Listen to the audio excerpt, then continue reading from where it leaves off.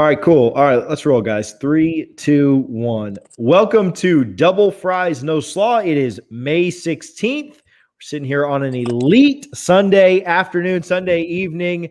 Double Fries No Slaw, myself, TJ Pittenger, Richie Barnes, and making her third appearance. This is, I think, this ties you for the lead with CEO Alford and me. Well, me maybe just twice. So this ties you for the lead with a couple of people. Andy Stables. This is your third appearance, and quite an elite appearance it is. Coach Jennifer Hyde of FSU Women's Tennis. Richie and I had the pleasure of going out to the women's tennis match today, the Sweet 16 matchup against Texas A&M, and we had a blast. Coach Hyde and the Noles ended up moving on, winning 4-2, correct? 4-2. The final one didn't finish. 4-2 to get to the Elite Eight. Coach, thanks for hanging out with us again this week. Congratulations. Oh, I'm exhausted from cheering. I know Thanks for having me. Yeah, I know you're exhausted from coaching it and being out there all day, but what a win for the Noles. Yeah, it was a good one. It was a big one. I mean, they're all big at this point, but yeah, I was pretty exhausted for sure. Listen, the girls did an unbelievable job. It was such a great environment. And it was nasty. The A&M men's team was there just raising all kinds of cane.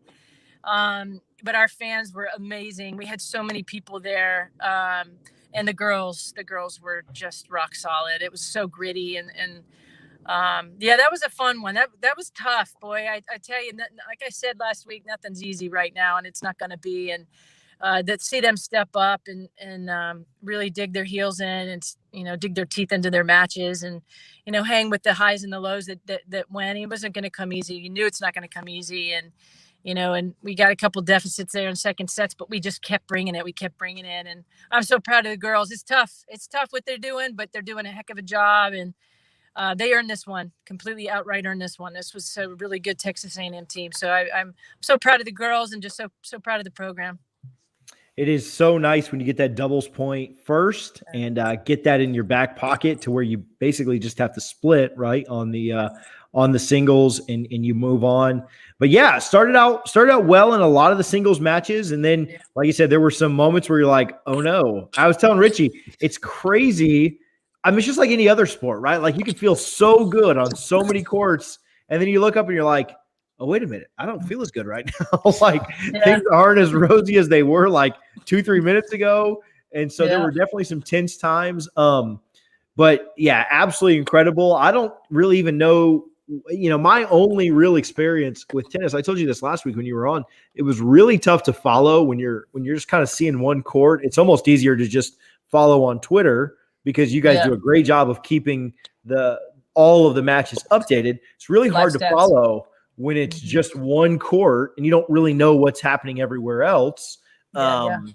So it was a lot. It was tough at first to follow all six, but man, we were running up and down. Like I was getting a workout just from running up and down, like trying to follow what all six courts were doing. But like you said, a great job by the girls.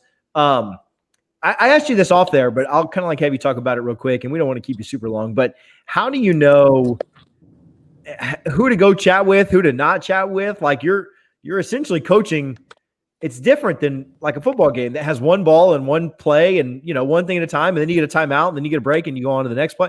How do you know who to coach when you got 6 games going on at the same time? Yeah, that's a good question. I mean, we're just trying to get steps in, right? No, I mean, they keep us on our toes. I mean, you kind of have to get a feel for the mood and,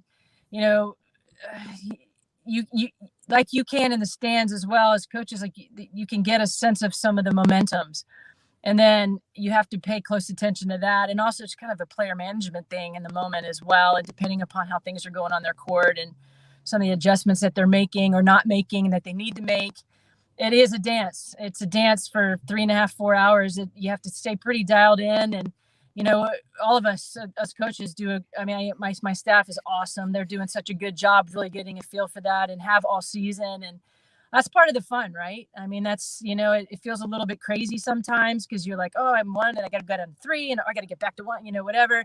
And at the end of the day, you don't got to do anything, right? It's not about the gotta. We talked about that. It's more so about getting a feel for it and just trying to be the best that you can be in that moment for those kids in the moment when they may or may not need you. And, I think even one time today, I think I got in the way with one of the kids, and I should have not.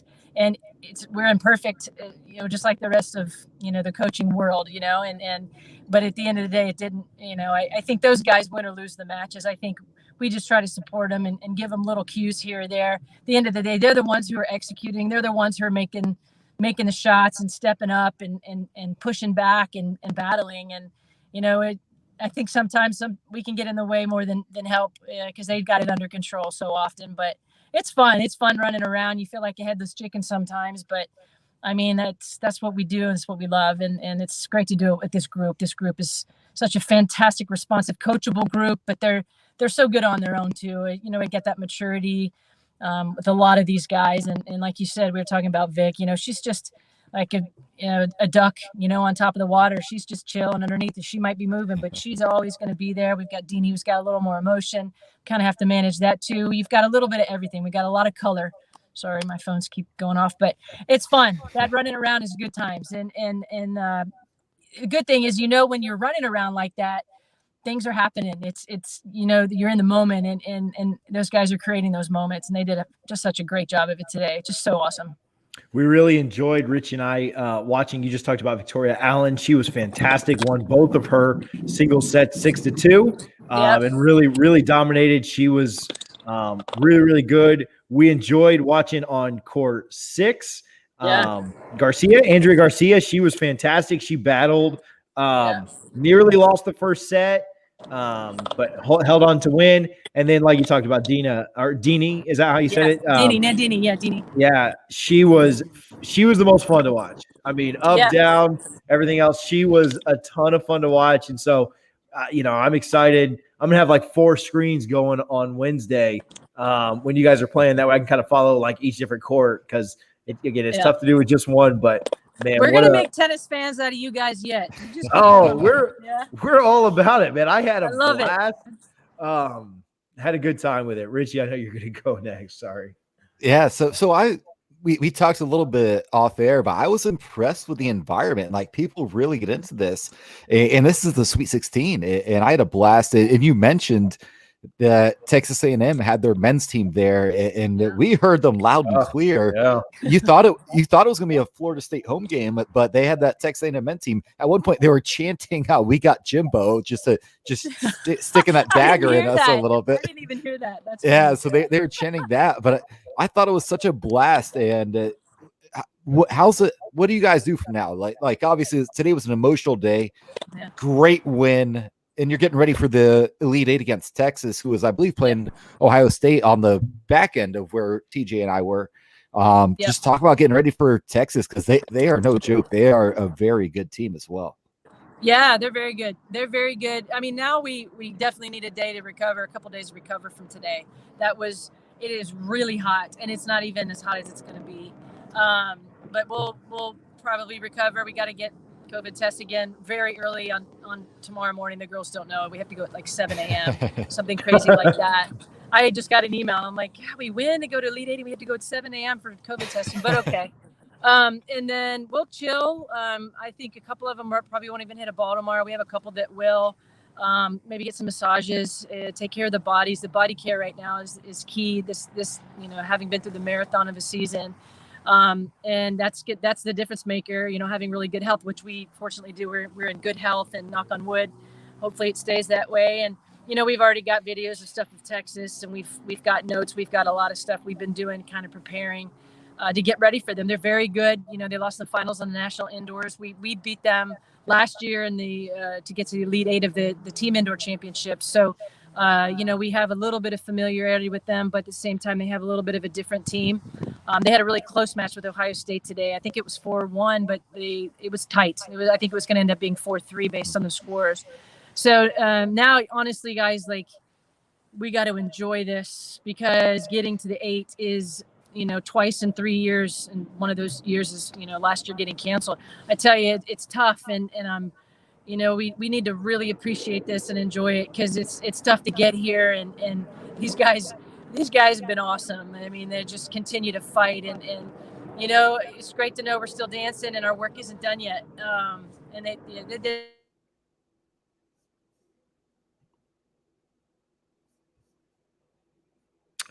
Oh, we may have lost Coach Hyde for just a sec. Harlan, edit this on the audio. We'll wait just a sec and see if she's able to jump back in. But yeah, Richie, until she does, and Harlan, if she comes back, I'll add her real quick because I'm watching too. But man, the environment was great. And I'll say this since she's not on here real quick, but the Texas A&M men's team was there and they were loud. You know, you think about college guys like just being loud, being a student section for a fairly small kind of arena. They had a we got Jimbo chant going on that kind of had me and Richie like ready to fight. So it wasn't as much fun, but yeah, the atmosphere was fantastic. I think we got Coach Hyde back in here. Hey, how's it going? Sorry, guys. My alarm went off and I had like 5 texts come in. I'm so sorry. You're totally fine, Coach. We were giving the Texas A&M men's team a hard time for their for some of their chants. So, but yeah, so we were I'll say we were kind of upset at the NCAA last week for giving you all the time off in between matches. Now maybe you're not so much complaining about it for how hot it was. You know, take the time to enjoy this one. Take a minute to like breathe after today's match. I hate to give the NCAA too much credit, but maybe it wasn't so bad that we had the extra day off. Go ahead. Sorry. Yeah. No, yeah, I was going to say like because it's a COVID year. We would usually have a super regional this weekend, right? So we would have hosted at home again this weekend. But the way the NCAA set it up is that they moved all the Sweet 16 men and women, the top 16 teams to one site instead of having a regional, a super regional, and then final site. They just went from the regional to the final site and skipped. You know, it would have been in the Elite 8 from here forward. Usually. So they made that adjustment for the COVID year, I guess. And it's actually very nice to have a day built in. Actually, we don't play till Wednesday, so we have a couple days to recover. And I think they got that right when they had initially done the scheduling to have a super regional, like, you know, the other sports like softball and whatnot. And they're putting that in play here too, which is fantastic. Will you not to talk about other programs too much while we talk with you, but last question, will you guys get together and watch the soccer game tomorrow night? Well, what's the plan for that? Where can me and Richie come? Where can we come watch you with it? Where can we come and watch that? We have a really nice dedicated meeting room here that we eat all our meals in, and we do all our rollouts and all our sessions. And we sat and watched it the other night. We're gonna go right back in there again and we have some iPads and whatnot. We set it up. We'll watch every second of that game, just like we did the other night. Awesome stuff. Nice.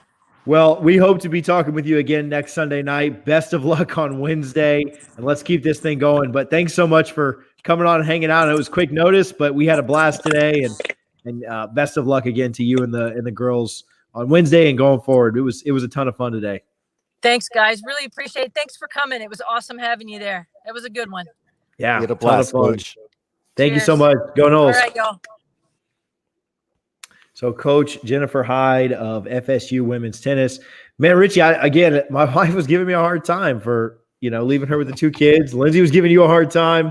But man, we honestly had a blast out there. Let me turn my light on so I can see what's going on here. But we had a blast, at the game, at the match. And like I said, Richie was like, "Oh, what's this mean? What's this? What's this?" And I'm like, "Oh, I read a bunch of notes on the way here, so I kind of know how's the scoring work here, that, and the other." So again, double fries, no slaw. We didn't tell you this at the beginning, but brought to you by Guthrie's in Tallahassee. You can visit both their locations, 1818 West Tennessee Street and 2550 North Monroe. The only place that you're going to get your box double fries, no slaw, and the only podcast where you get coaches that clinch Elite 8 berths and then come on the pod less than 2 hours later. So appreciate Coach Hyde for jumping on and chatting for just a minute. Quick show tonight. We're already a couple minutes in, 15 minutes in after our interview with Coach Hyde. We're going to talk a little bit about football, do a quick around the horn, and then talk one other thing, some NFL news and notes, and then get out of here. So quick episode tonight. Thank you guys for hanging out. If you're watching this, if you could share it, retweet it, like it, tag a friend in it, put it in a group, we would appreciate it. We appreciate hanging out with you guys each and every Sunday night, and so we appreciate the love that you guys give us, and we'll ask for more of it. It's like that Bernie Sanders meme. I'm once again asking for your love. Richie, Florida State football has some news going on, a transfer. Talk to us about it. Yeah, shout out to Coach Hyde, by the way. That was awesome. I did not know what to expect going to a Sweet 16 women's tennis match, and I actually had a blast, and my wife Lindsay did as well. TJ, obviously, you had a good time too. I had more than a few White Claws, which I was surprised they sold at the venue. No laws with Richie. Pretty cool. But yeah, big news. So last week we had Josh Newberg of Knowles 24/7, and we had asked him about. He said, "Hey, Notre Dame just had an offensive lineman enter the transfer portal, Dylan Gibbons. Any chance we can get him?" And he's like, "Yeah, well, we're interested, but I don't know if he's interested in us." Lo and behold, he's now a part of this Florida State roster. I think that's huge for this offensive line because people are getting upset, like, "Oh, he was a backup at Notre Dame." Like, yeah, but Notre Dame has one of the best offensive lines in the country every year, the past 4 or 5 years. So getting someone like him to come in, even if it's just from a depth standpoint, it's a huge deal.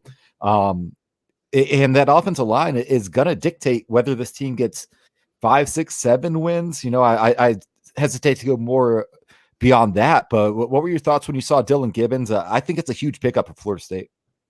Yeah, I mean, at a position of need, we've talked about this. The two position groups that we're most worried about is quarterback, hoping that Milton can come back stronger, that Travis is 100%, and whoever is at that QB position is the best for the role. A lot of people thinking that's going to be Milton, but whoever it is, just at 100% and feeling comfortable in the offense, and that there would be time for them to do anything, right? So that the offensive line would be able to give him 2-3 seconds to get a ball off or make the decision to run or get down or not hit.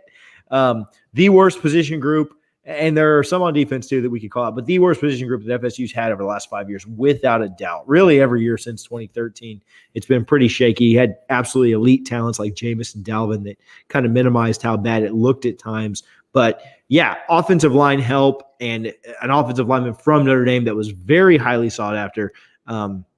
Norvell, Stuffs-Mullen, and a few other coaches in a locker, and we're all super excited to have him join FSU.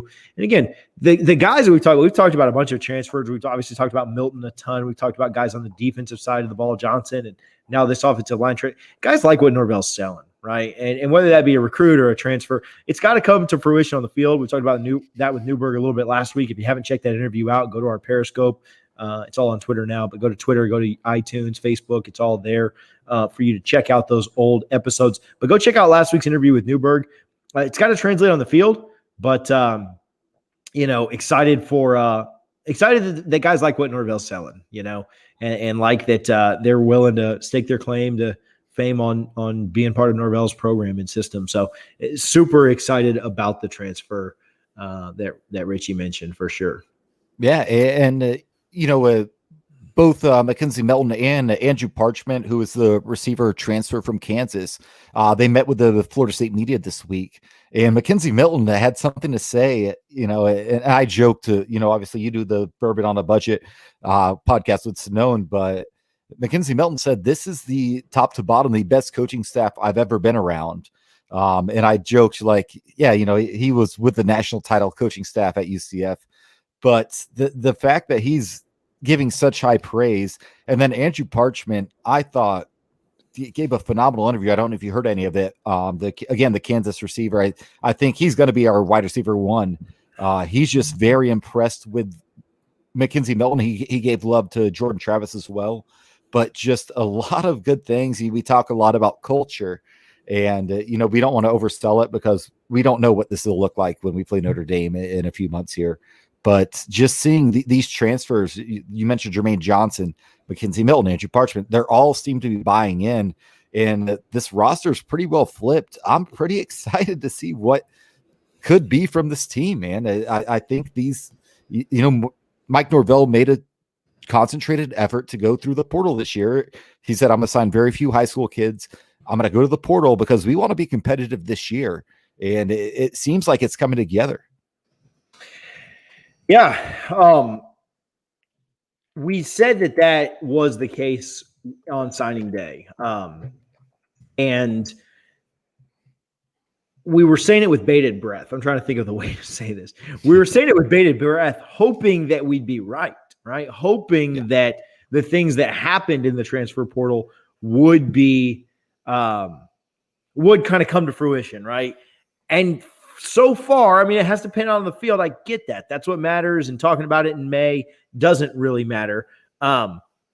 But so far, it looks pretty good. Like his plan to do that looks good. When you bring in a guy like Milton, when you bring in Jermaine Johnson, when you bring in offensive line transfer, it just looks like it's everything that he said would happen.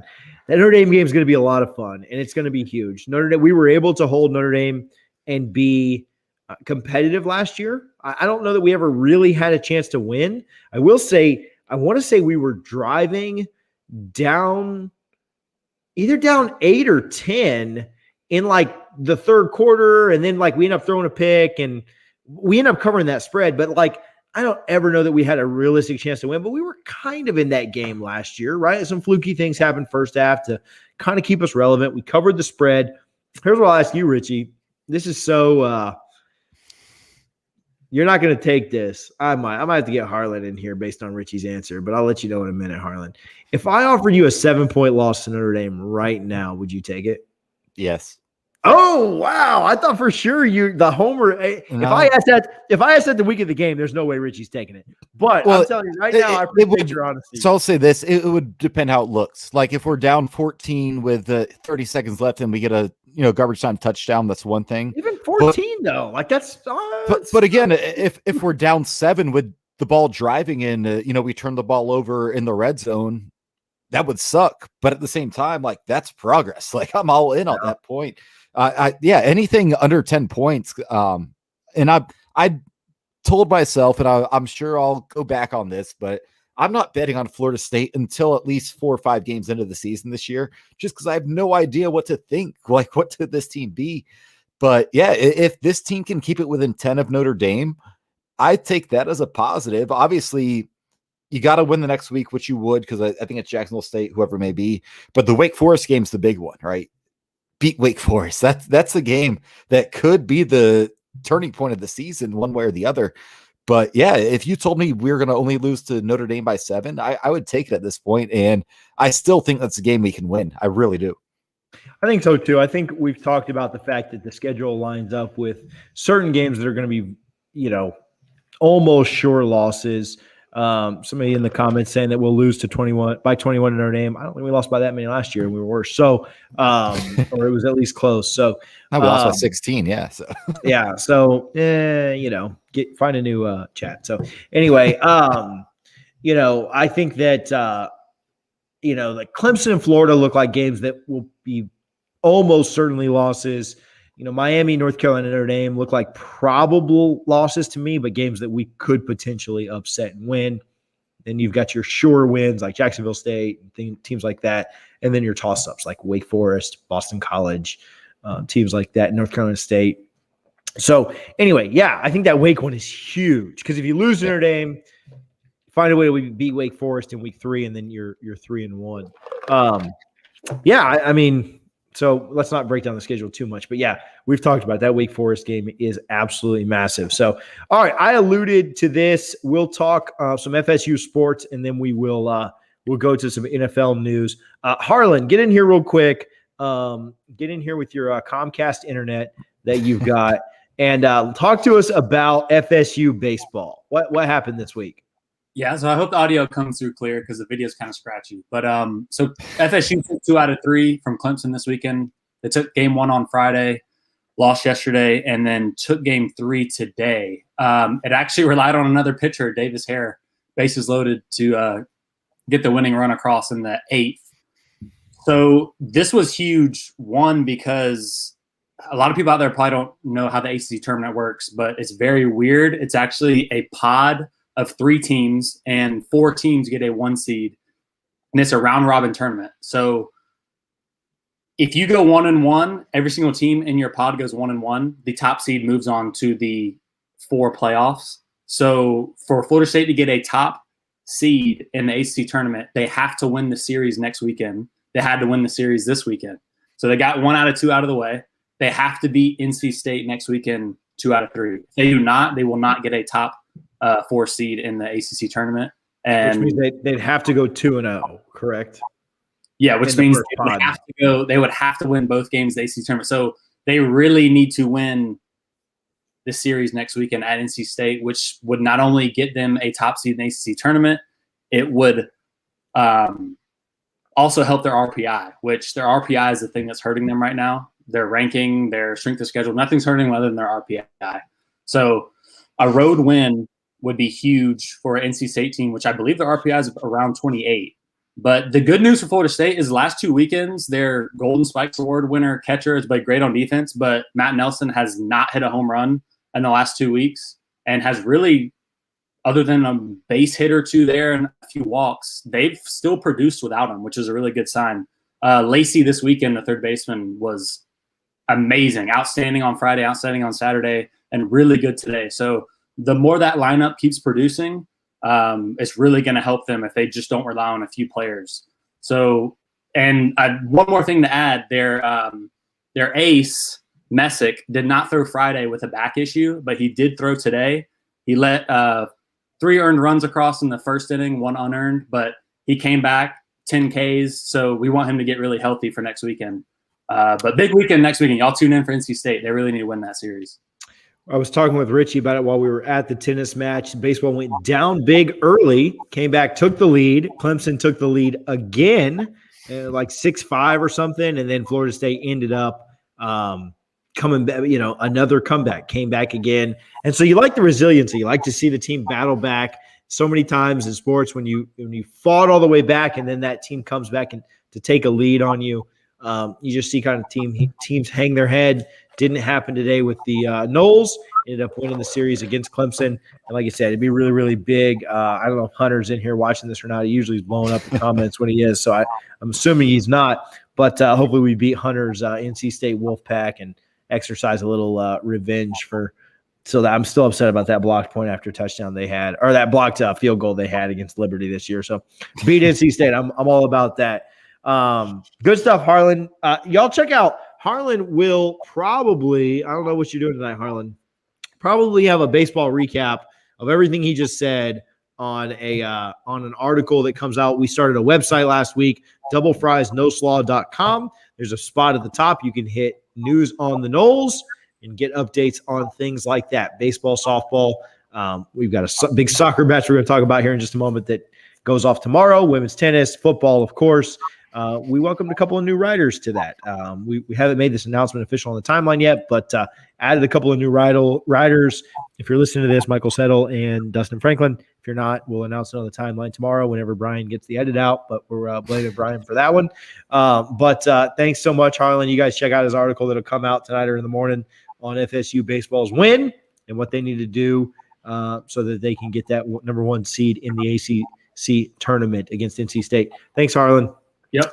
Some other FSU sports news and notes. We've got a national championship tomorrow night, Richie. Are you going to tune in and watch these FSU women's soccer win it all next week? I said tomorrow. I mean, it's well before my bedtime. I go to bed early. So 5:30 p.m. national championship. This has to be like the best day of your life. I can do a 5:30. Well, it's funny. Like I'm typically up by like 4 or 5 in the morning, so I'm in bed by 9. But the 5:30 kickoff, I'm excited. I will absolutely be watching it. That program, what Coach Kikorian has done with that program is phenomenal. He's already got a national title. Does he have 2 or is it 1 now? So, 2. We won in 14. Yeah, so he has 2. Yeah, so he's already got 2 national titles. Like he always he's up there with Bobby. He's got 2 national titles. Like just an elite program. And for Florida State soccer, the ACC is a really good soccer conference. And Florida State just said, you know what, we're just going to take over this conference and just do our thing. Like, we took out Virginia, took out Duke. They both tried the same thing. We're like, oh, we'll just hold the ball and go to PKs. So, we'll see what happens tomorrow, but I'm super excited for this match at 5:30 tomorrow evening. Yeah, I asked Richie if he could do something on Friday night. We were doing something with some of the guys on the pod, and he's like, I'm not sure, I'm not sure on a Friday night. And I'm like, what are you doing? Going out or whatever? And he's like, I usually make it to like midnight on Friday night. So I messaged him like 7:30, 8 o'clock on Friday, and the dude's already asleep. So he'll be excited for the 5:30 matchup. Now, like you talked about, well, the Duke game, they totally did play that keep away. Virginia did play a little bit more aggressively. I thought they were the better team for the first half. Second half, we definitely played better, but it did end up going to penalty kicks. And and Florida State's talent won out there. Penalty kicks, we won in 3 rounds, won at 3-0. And so excited to see them go up against Santa Clara. Santa Clara upset North Carolina, so they're a dangerous team for sure. But the number 1 overall seeded Florida State Seminoles will take on number 11 seeded Santa Clara tomorrow, 5:30 ESPN2. Softball's announcement will come out tonight. I still expect them to host. A little bit of a tough loss for them against Duke in the semifinal of the ACC tournament. Snaps a streak of 6 straight ACC championships for Florida State softball. But we talked to Coach Alameda about this when they lost a game in 2018. It was good news for them after that. So I'm hoping that they can carry some positive momentum into the regional that, again, I expect them to host.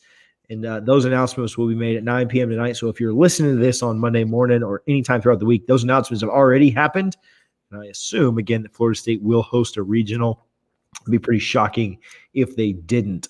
Golf gets underway this week in their regional and stuff.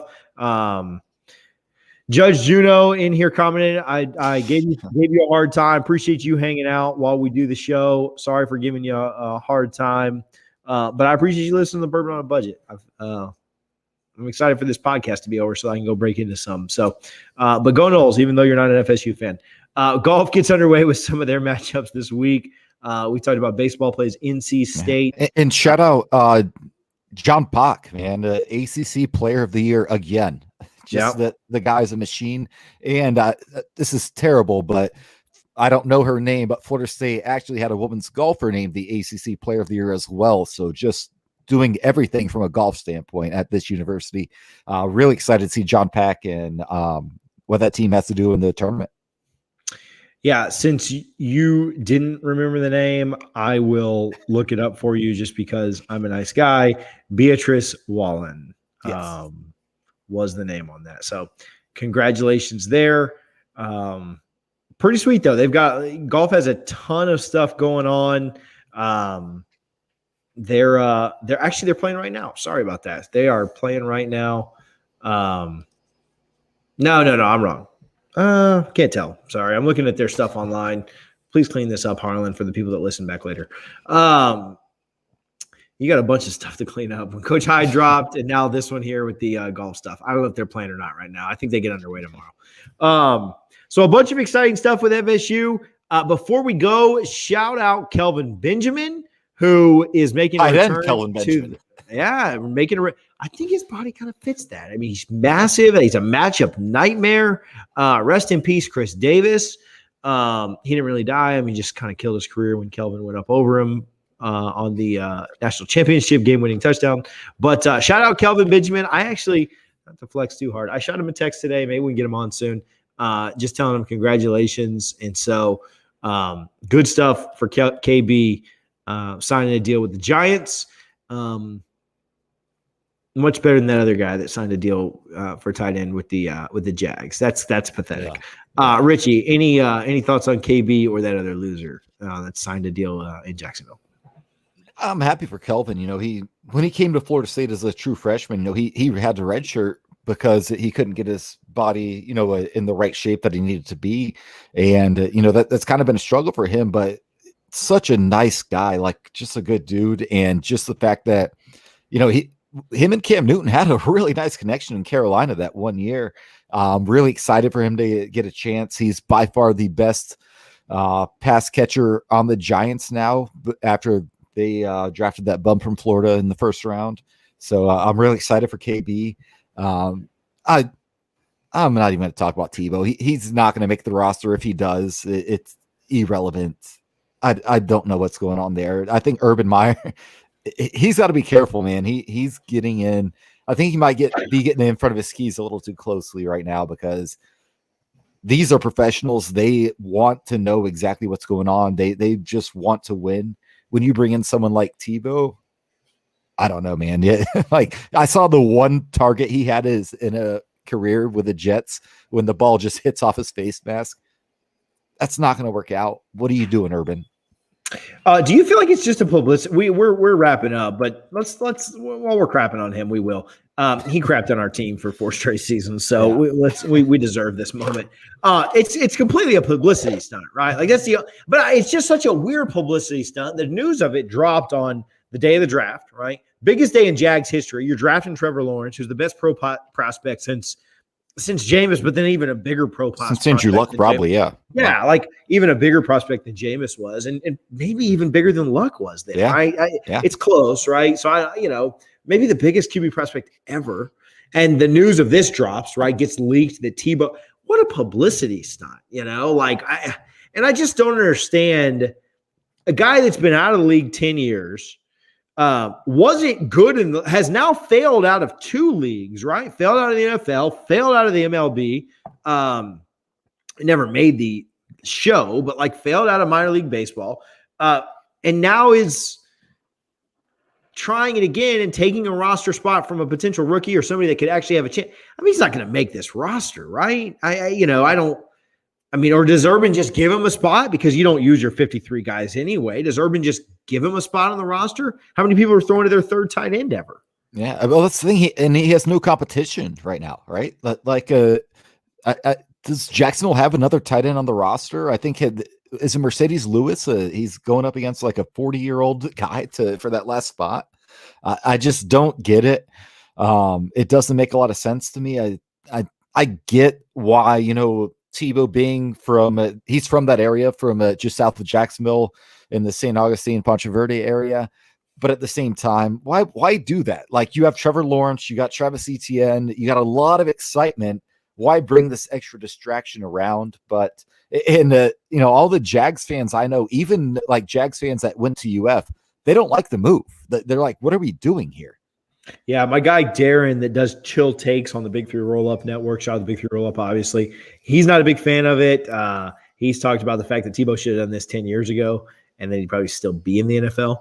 But I don't know. There's no way a guy out of the league 10 years is going to come in here and make any kind of impact, any kind of difference. It just seems like a weird publicity stunt, right? People say, oh, he's going to sell tickets. Oh, he's going to sell jerseys. Well, first of all, he's not going to if he doesn't make the roster. And even if he does, you're not selling tickets to see a 3rd-string tight end play ever.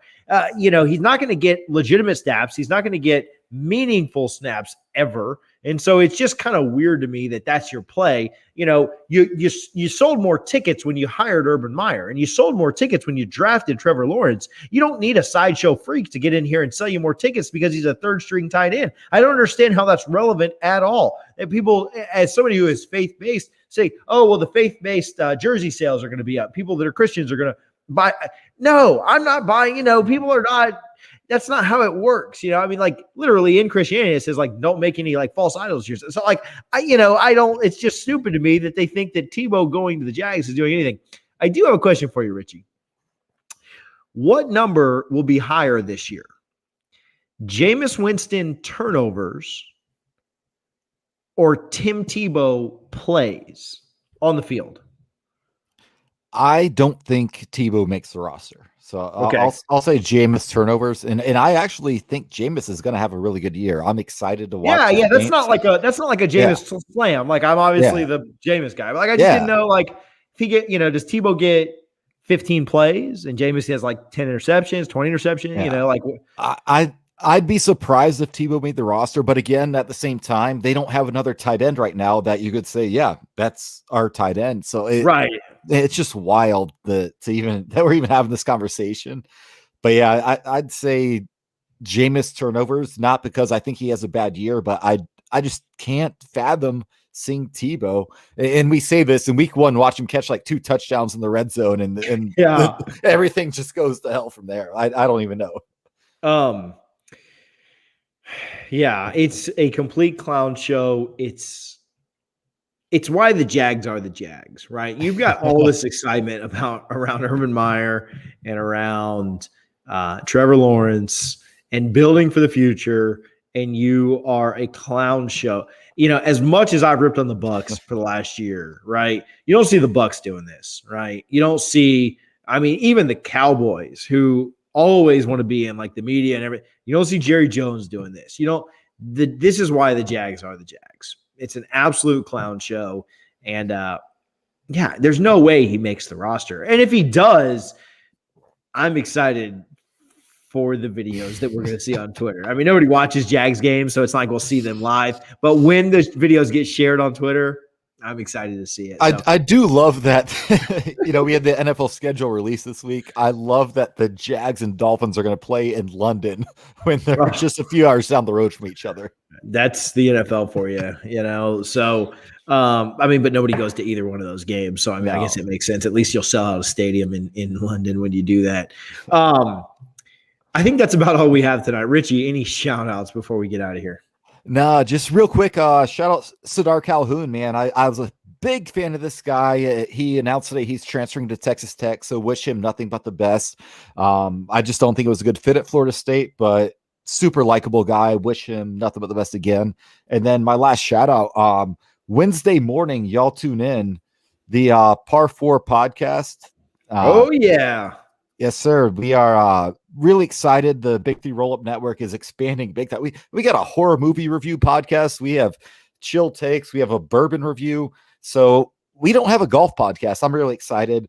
Me, Jackson Ramber, Anthony Karpinski from Storm Surge, and then Cam, who's produces over at Stadium Gale. He's going to produce ours as well. So please, y'all subscribe, tune in. I'm really excited for dropping our Par 4 golf podcast starting this week. Yeah, super excited to see that. A couple comments and then we'll get out of here. T-Dog81 talked about a basketball player from his college, went to the NFL, played for the Colts, number 81. I do think that, the big difference is that Tebow's been out of the game, speed of the game, training of the game for 10 years. I think that's the biggest difference. If Tebow would have made this switch back in 2010, I think he probably could have been pretty successful with it. Didn't want to. Baker making me laugh, my buddy. I'll never forget that Tebow crying on the sideline. We appreciate that. I tweet out a picture very, very often of an Alabama A with a Seminole spear that completes the A because we appreciate you guys ending their season more times than not in Atlanta. So roll Tribe on that one. I don't know that I have any shout outs. Shout out my wife for letting me do another podcast and hang out with you bums every Sunday night. So appreciate her. Shout out to Coach Hyde and FSU women's soccer women's tennis. Shout out FSU women's soccer who plays tomorrow night for the national championship. Let's get another national championship under our belt. Let's beat Santa Clara. And last shout out, if you're not already, you ought to go to boosters.fsu.edu and sign up. I saw they were at 76% this week. I messaged them this week. We may have some stuff going on with them coming up soon. Wish them the absolute best. And if you're an FSU fan and you're not supporting them, I don't know what you're waiting for. Let's get this thing back on track. Sign up for the One Tribe campaign for as little as $5 a month. We appreciate all that they do. And other than that, Richie, I don't have anything. Harlan, I don't have anything. We will talk to you guys next Sunday night. Go Noles. Go Noles. And I'll even give you the song for tonight. Oh, forgot about that. Yeah, go with the song. And y'all are gonna hate me if I jinx this, but I'm feeling good about tomorrow. Give me Drake Big Rings because we're gonna get some really big rings for this team. That's a jinx. God, if we lose this game, I swear to everything holy, we're gonna lose in penalties. I can tell. Thanks to Richie. I'm texting Coach Mark right now and telling him. So, all right, play us out, Harlan. We'll see you guys next week.